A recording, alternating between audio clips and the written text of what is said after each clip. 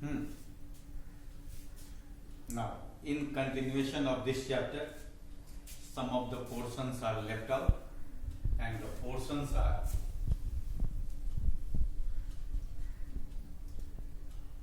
a resistance,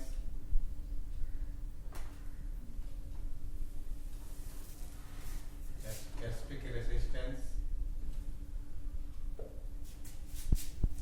conductance, a specific conductance,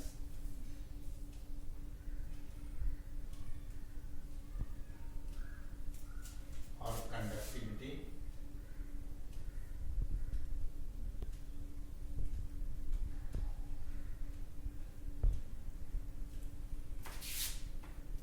cell constant,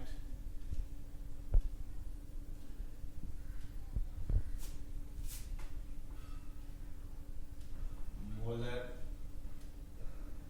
conductance,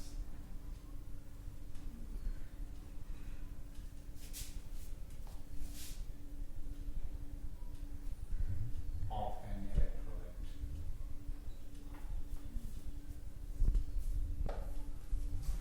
Students, these terms are also involved in physics. You might be knowing. However, in chemistry, we discuss to some extent resistance or a specific resistance, that is a specific resistance or resistivity, when we write a relation R is equal to rho into L by A. This relation is also in class 9 physics, you might be knowing. However, here we have to discuss it. R is resistance, rho is a specific resistance, that is resistivity, and L by A is cell constant, where L is length of the conductor and A is cross-sectional area of the conductor. So this is the relation between the resistance, a specific resistance, and cell constant. Now, a specific conductivity is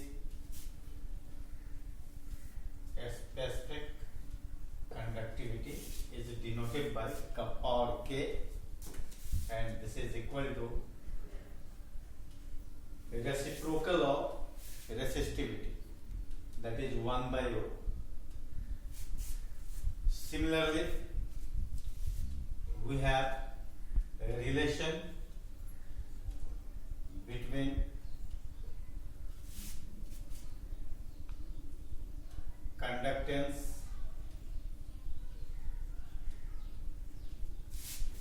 C, conductivity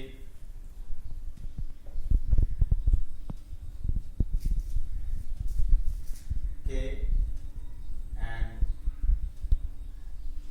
cell constant L by A, and this is given by K is equal to C into L by A. If conductance is equal to reciprocal of resistance, that is 1 by R, then we can write K is equal to 1 by R into L by A. In this way, a lot of questions we can do on these formulae. Thereafter, we move on to molar conductance of an electrolyte or molar conductivity of an electrolyte. Now, molar conductivity is represented by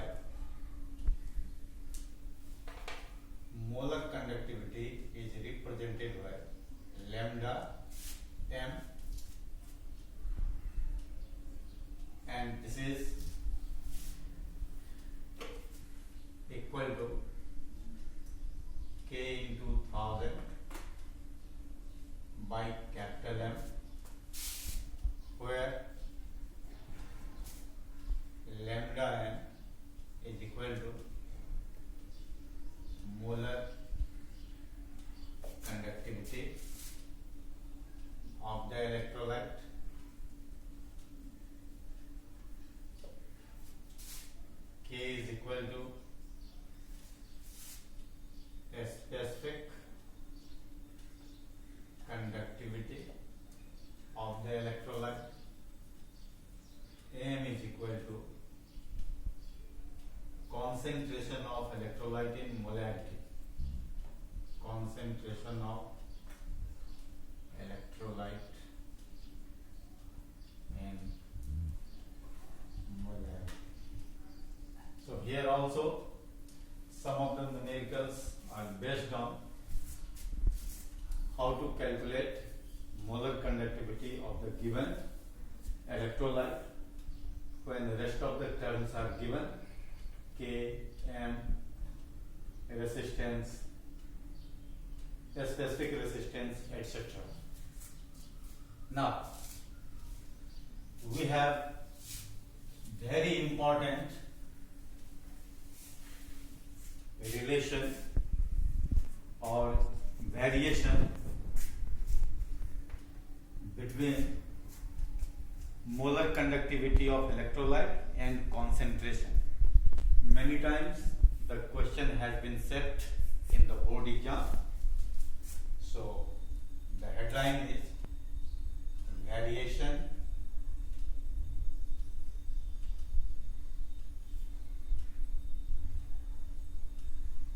of molar conductivity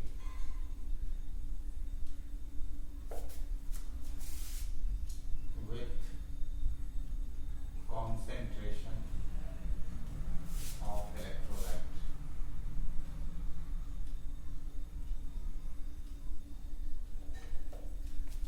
For this, we draw a diagram.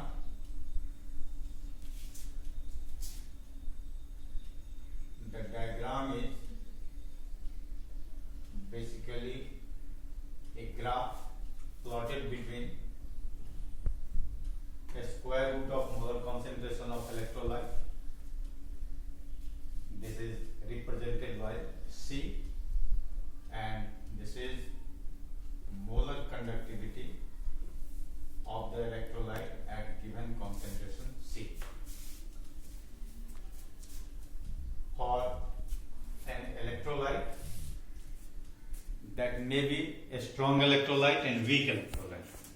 So here is a strong electrolyte, here is weak electrolyte. A strong electrolyte we consider as KCl, a strong electrolyte, and weak electrolyte we consider as NH4OH. Here is weak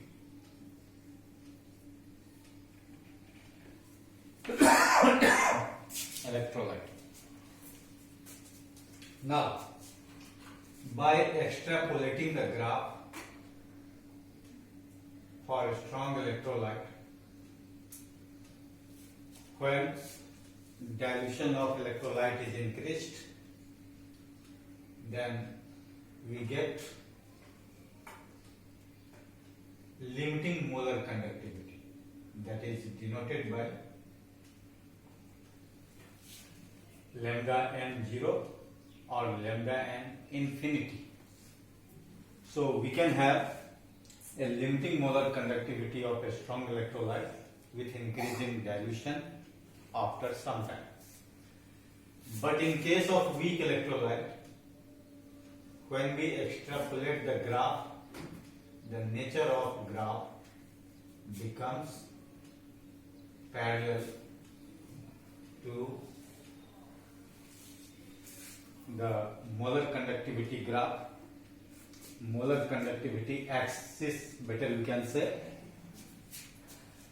and according to the graph, it is clearly seen that we are unable to find out molar conductivity of weak electrolyte with increasing dilution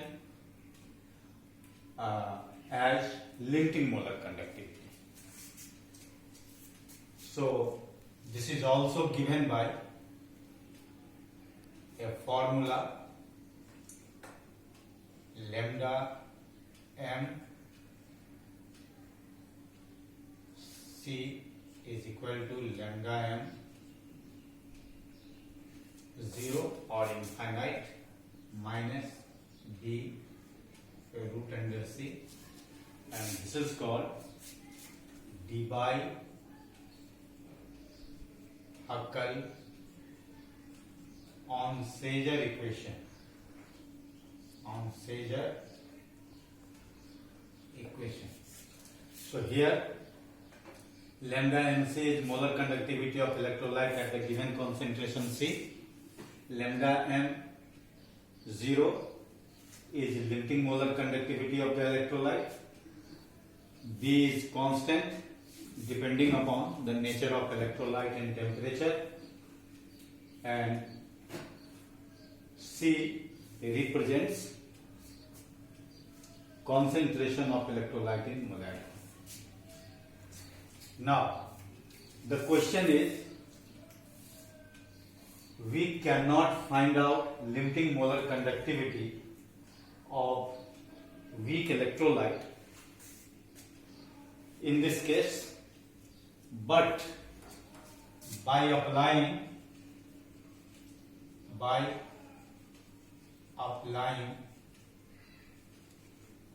Kohlrausch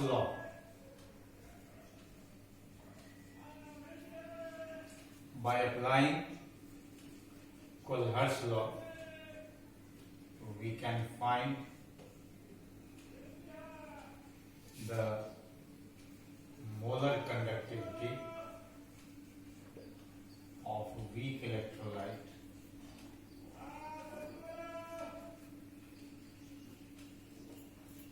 at infinite dilution.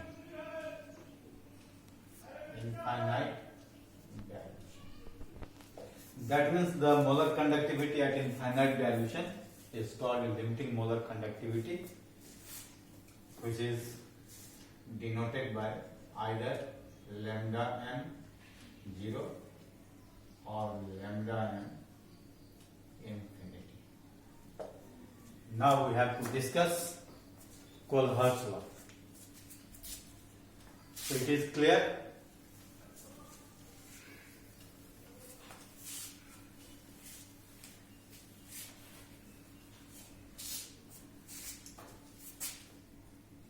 Kohlrausch law.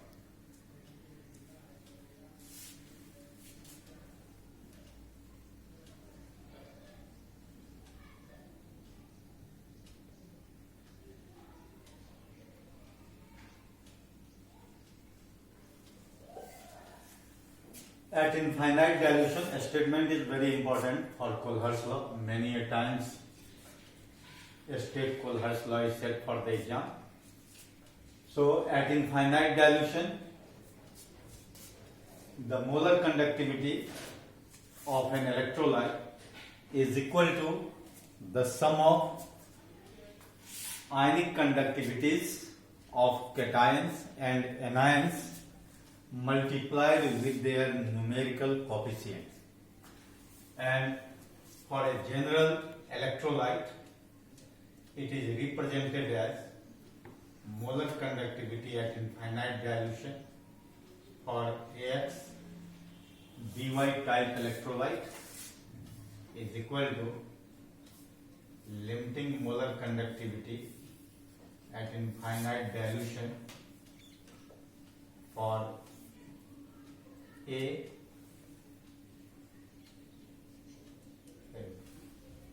y plus y into equivalent conductivity at infinite dilution for anion B x minus.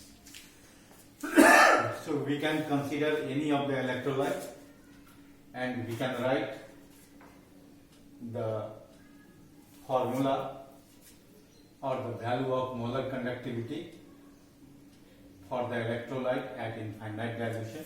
Say for example, we have molar conductivity of Al to SO4 whole 3. This can be written as here X denotes 2, Y denotes 3, A denotes air, aluminium, and B is denoted by SO4, sulfate. So we can put all these values in the given formula. So we can write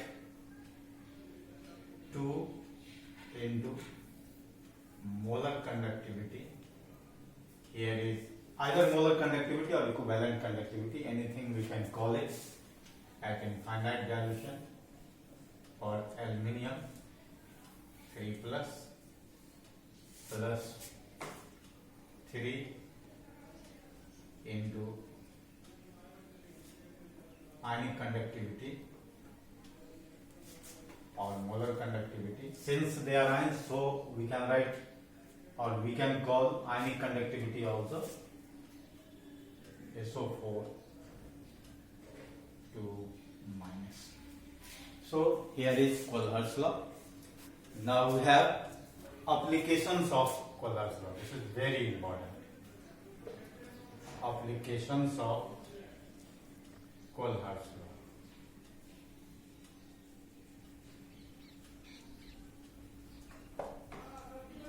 Application number 1 is to determine the molar conductivity of weak electrolyte when molar conductivity of corresponding strong electrolytes are given.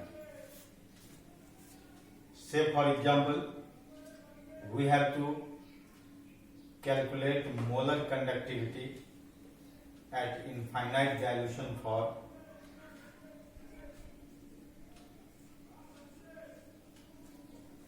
acetic acid. This is one of the weak electrolyte.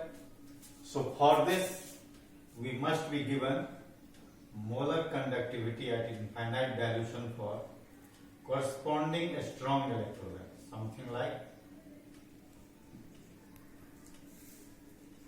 this will be given molar conductivity of a strong electrolyte, or HCl will be given, and molar conductivity at infinite dilution for NaCl. This is also given. So, with the help of adding first and second and subtracting third from this summation, we can find out molar conductivity of acetic acid, that is weak electrolyte, easily. So you can do the practice for that. And second one is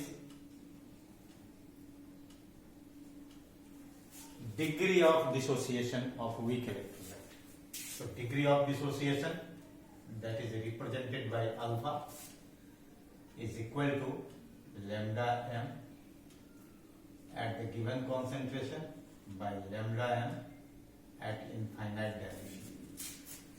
So here alpha is degree of dissociation of weak electrolyte, lambda m C for concentration, so molar conductivity of the electrolyte at the given concentration, and this is molar conductivity at infinite dilution, that is determined with the help of using Kohlrausch law. So we can easily get alpha, degree of dissociation, and if once alpha is calculated, then we can also find out K is equal to K is dissociation constant alpha square C by 1 minus alpha. So putting the value of alpha in this equation, this is also discussed in Oswald dilution law in class 11 in the chapter equilibrium. So you have no confusion at all in calculating degree of dissociation and dissociation constant thereafter. So this is all about Kohlrausch law. Thank you.